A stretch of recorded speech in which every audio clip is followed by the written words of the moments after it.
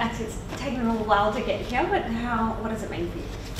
Yeah, average. I think it's an average of 9.9 games a year, which I'm not that proud of. But I've said it before, I wouldn't really change the way I've done it. It's been a relatively interesting journey, and no footy really in the first 5 years, then lots of footy in the second 5 years, and probably won't be that kind of player that gets to 200 or 250, and definitely not 300, but the journey that I've taken and been at the one club, and now this club looks to be on the improve. It's a much better place to be. Those early days, particularly with the knees and stuff, was there moments that you thought you wouldn't get here at all? Every single one of the 9 operations I had on my right knee, I had my doubts, and they all seemed to be in pretty bad times for me around contract talks and stuff like that. So there was stressful moments, and I wouldn't wish that upon sort of anyone under the age of 21 to go through the amount of knee ops that I did and the amount of adversity. But like I said, it turned me into an adult quicker than what I could have imagined, and the journey's been fun. Did it teach you professionalism? Yeah, it did. It's well documented that I was relatively raw when I was 18 and first coming in, and those sort of injuries and adversity makes you grow up pretty quickly, and that's what it did. And I'm not sure if I would be the player now without that sort of rehab and the stuff I did around those knees. Yeah. Have you had to manage that throughout your career? Is that something that you've really sort of focused on, doing a lot of prehab and all that sort of stuff? I don't know when you do prehab. Yeah, it's part of the routine. It is. I'm lucky that I don't have any ongoing knee symptoms. A lot of people, for example, Clint Bartram, who was here a while ago, he always had constant knee problems and meniscus problems, and it's something that I'm lucky enough not to get, and no swelling and no tendonitis, and I'm sure it will come at some point in my life, but at the moment it's relatively good, so just that normal prehab that I have to do. And if I did have problems, it probably wouldn't keep me that sane, non-stop looking after my knee and stuff like that. So, but it is in the routine. What do you remember about the guy that ran up for his first game? He took a pretty good mark on Dustin Fletcher in the goal square. One game versus, I think it was his 1000th game, and we won by 19 points against the Bombers at the G, 80,000. It was a relatively mediocre season so far as well, 10 games, and Bales was under the pump at the time, and we lost to Carlton on a Friday night the week before. So it was a bit under the pump, and myself and Howie debuted in the same game, and Howie's now gone on and played almost 500, and I'm still on 50. But look, I remember that night really well. Melbourne fans were pumped. It was good. It was good. It was Friday. It was almost the last Friday night game we played. Given where the club is at as well compared to those early days, it must be nice to celebrate in a year like this.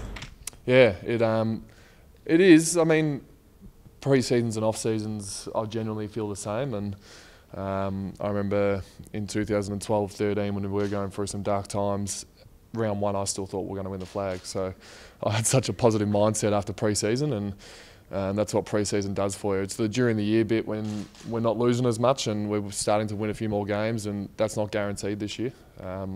We know we have to improve, like every team has to improve, and but it is a little bit easier over these last couple of years with Roosie and now Goody than those first ones. But I wasn't even playing those games early, so it was even worse. Are you proud of the hand you've had in the club's transformation?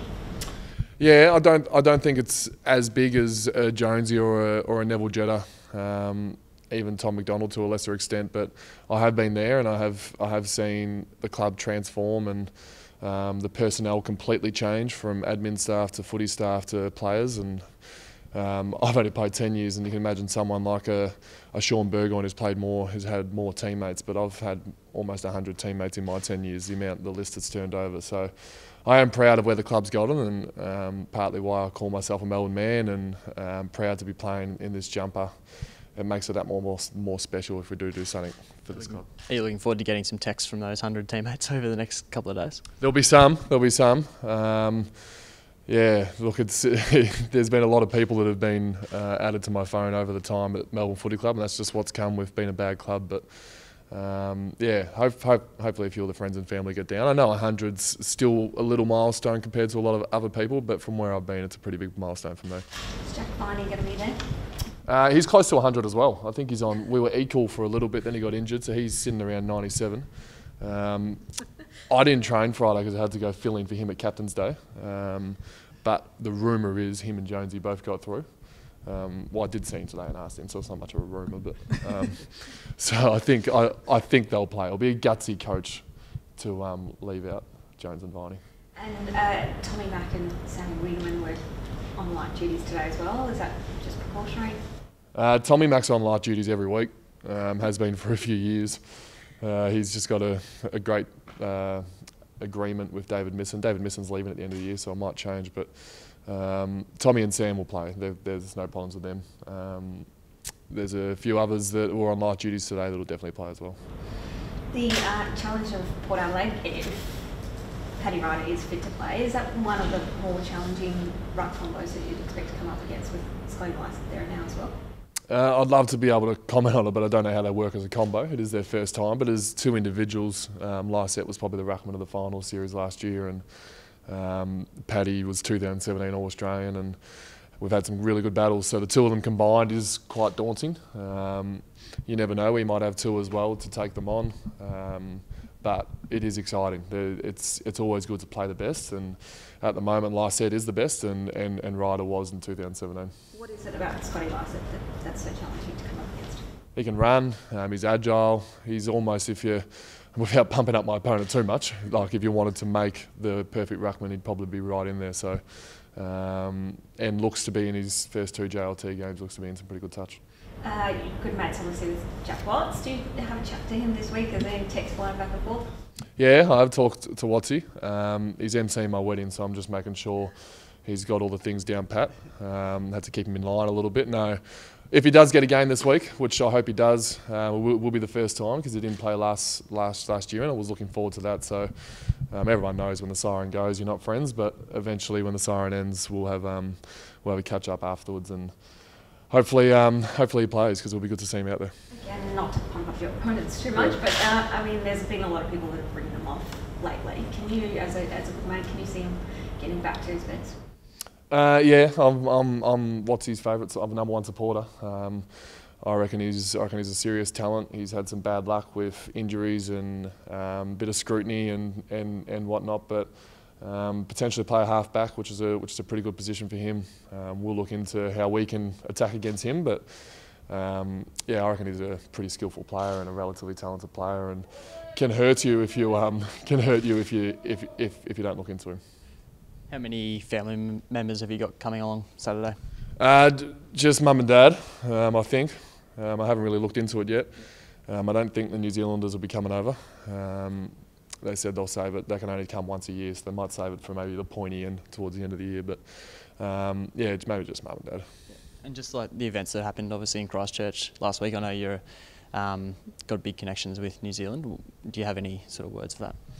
Yeah, look, it was an incredibly sad event, and I've never been more.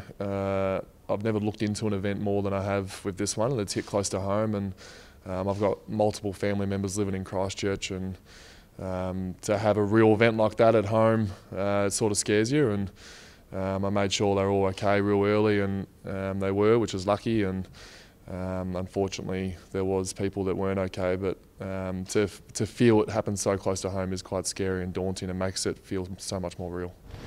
A little bit left field, but David King suggested even that the AFL should do the haka before games this round. What do you think of that? Yeah, I really like it. I saw some NRL and A-League and whatnot that was played over this weekend, and some of the touches they did. I know all cricket statewide was cancelled in New Zealand, so it got left to the Warriors, and I thought the Warriors did a really good job. Obviously they won as well, which always helps, but it would be a good touch if the AFL did something on Thursday night, or if it's Friday night, or if it's even our game on Saturday.